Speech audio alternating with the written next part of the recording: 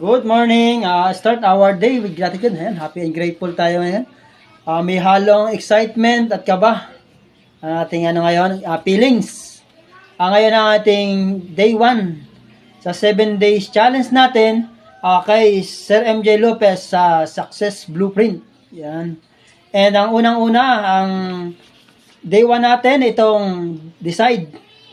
Nag-decide tayo na gumawa tayo ng draw.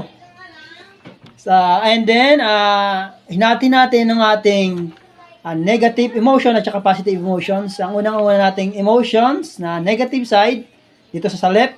Ang una itong hindi consistent sa mga ginagawa, laging tinatamad, and mahiyain, judgmental.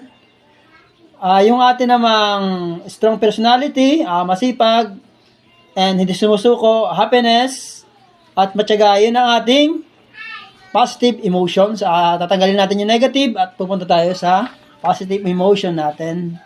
And naniniwala tayo na makukuha natin ang mga goals natin sa buhay. Ito. Sinulat ko na rin para hindi ko na siya nakakalimutan. Ayan.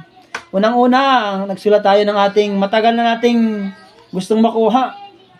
Ito ang ating Ford Raptor na kulay blue.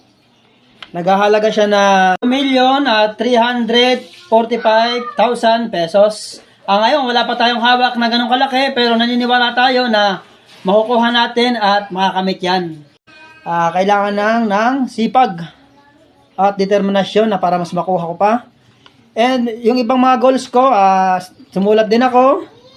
And tatrabahuhin ko na to para mas makuha at makalipat na naman sa next goal sa buhay para matapos na at unti-unting umangat ang ating pamumuhay.